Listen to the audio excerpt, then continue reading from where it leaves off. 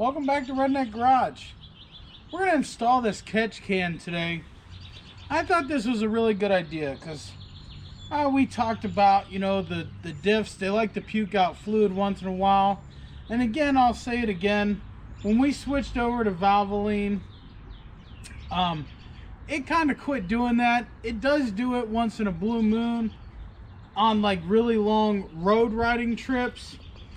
And I'm sure we haven't been in the woods since I switched over to that. So I don't know how it's going to do, on inclines and stuff. You might still get a little bit of blow by out there. So we're going to install this catch can, which I showed the other day, which has a clear tube to tell you how much oil's in it. So that'll also help you keep track of oil consumption in your rear diff if you're not leaking any oil. In our case, we don't leak any, other than coming out of that breather once in a while. But definitely switch your fluid over to Valvoline and you can thank me later. So it comes with these two brackets, and you're going to want to put them together kind of like so. That'll allow you to mount it here or any which way you want to.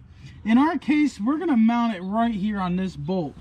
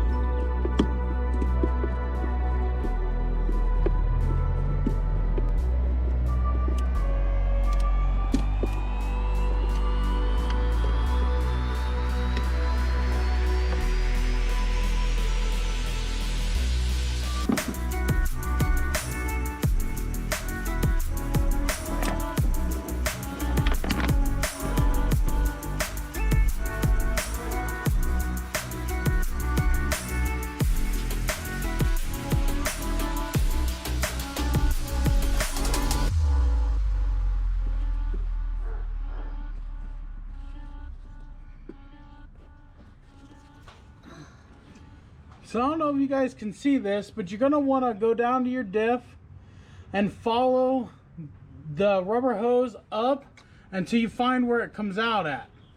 Okay, now the adapters that come with this kit, they ain't gonna work for us. So I'm gonna show you a little something. Go get yourself a piece of 3/16 brake line, okay? Make sure it's clear, clean, take the burrs off of it. Take and put it in this hose. Right inside the hose, just like so. It'll go right in. It's gonna look like that. Then this hose will fit right over top of it. Okay? Now, we're gonna get ourselves a couple of zip ties. We're gonna put them around, okay? Just like so. Now guys, this will look fairly nice, fairly neat, and it'll be a nice tight seal. Grab your pliers, tighten them up just a little bit, get them till they can't click no more, snip it off, do the next one, get those just like so, nice and tight, snip. And that's what your connection is going to look like. Not super hillbilly, not super professional. You can find the adapter. I'm sure it's out there somewhere to adapt these together. But until I come across it, this is what I'm going to roll with. And it's probably just as good as any other solution. Now I'm going to tug on it. It's not going anywhere, guys. It's a watertight connection. Now we're going to zip tie this up onto the frame, out of the way.